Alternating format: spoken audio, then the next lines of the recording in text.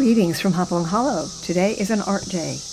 And when I am in the midst of beautiful warm weather like we have right now, I usually have my studio right out here on our front porch, where I've got two great tables I could work at. I can choose either location. Today I'm right up here at the front of the garden on the far left side, working at this green oak table, which is a nice stretched out long table. I can get everything I need on here. So I've got my painting going, I've got my water. When it's lunchtime or dinner time, I just bring my meal right out here on the porch.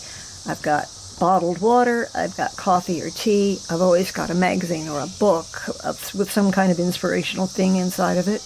I've got a laptop computer over here, and that is for listening to documentaries, History Channel, or any kind of gardening channel that I might like. And I am ready to go. I've got my glasses, I've got my paintbrushes. I hope that I won't get up too many times during the day. The reason I love to work outside when I'm doing art is because the light is so absolutely perfect out here. You cannot get this kind of light inside our house. This is natural light, and it's the best thing to paint to. Also, I get to hear all the sights and sounds of the garden. It's kind of quiet today. I don't hear the peacocks, I don't hear the chickens or the ducks. That's probably because it's pretty warm and I think they're all taking a nap. But early in the morning it's quite noisy with all kinds of things going on. My only intrusion that I get is when I decide to get up and take a walk just to stretch my legs, and then I go out in the garden and then I see something that needs to be done. So I end up pulling some weeds. I might spend 10 or 15 minutes out in the garden when I need to get back here to the work. I've got my very large palette right here. This is a great porcelain palette, and I'm doing watercolor today, and the paints that I use come out of a tube. Usually I paint with Winsor Newton or Sennelier, and Holbein, a German brand. So I have got all the little ducklings are finished right now. The Needlefelted Ducklings are ready to go up for sale, but I'm trying to finish up this watercolor illustration to go with those ducklings. I always have bouquets of flowers on the table. Whenever I'm out here, whatever's growing in the garden, I just go out and pluck it and bring it to the table and enjoy it while I work. So my goal for the day is to put the finishing touches on this duckling illustration. This is going to be, actually it's one of the pages in my book, but it's also going to be included in the duckling sale. I didn't get a chance to make any of the spun cotton ducklings. I just had too much to do with these little boys and girls right here. So I will show you how these came about in the following video clips, and then you can go take a look at them on my website and see if you would like to adopt any of these sweet little ducklings.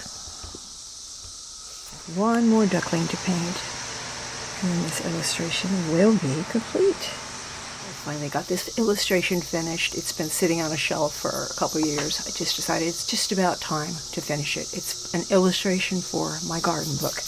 I've got 17 of them finished and 10 more to go. So I really want to get myself going on that project because I really enjoyed painting. It's been a while since I did any painting. In addition to using it as an illustration for the Hopalong Hollow Scaping book, the Hopalong Hollow Garden book, I wanted to reproduce it in some small way, maybe a greeting card, postcard, or maybe just a small print to go along with the little needle-felted ducklings that are going up for adoption. So that's just going to be a little extra that you get with your duckling.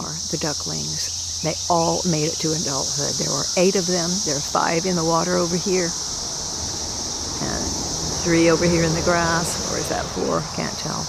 And they're all beautiful and healthy, and it's really amazing that they made it to adulthood, because generally speaking, 8 little ducklings would not have survived to adulthood because of all the predators that ducklings have. There are snakes and snapping turtles and birds of prey and weasels and skunks and all sorts of things can go after a duckling.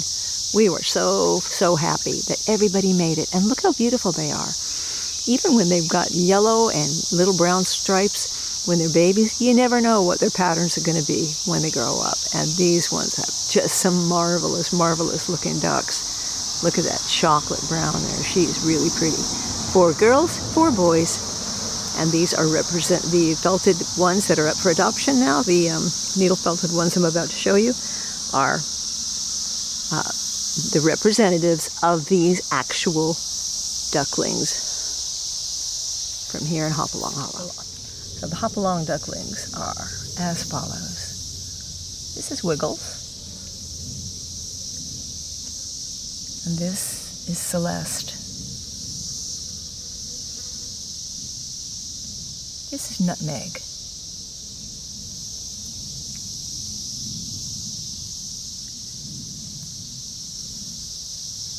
Fuzzy Feathers. Got a sly look on his face. Looks a little suspicious. Pickwick with a pack on his back. Jangles. He's a little pigeon-toed. This is Powder Puff. Very feminine looking. Very sweet. And our last little one here is Tansy. And Tansy also has a pack on his back. So they either have a pack on their back or a bonnet or a hat. And each one is got a name tag made from an antique bone button. And these will be available on my website, which I will link to. You can buy them right off my website. So Friday at 7 o'clock Eastern Standard Time is when I will put them up for sale. And I hope that some of you will be interested. In the meantime, from Hopalong Hollow, this is Jerry, and we will see you next time in the garden.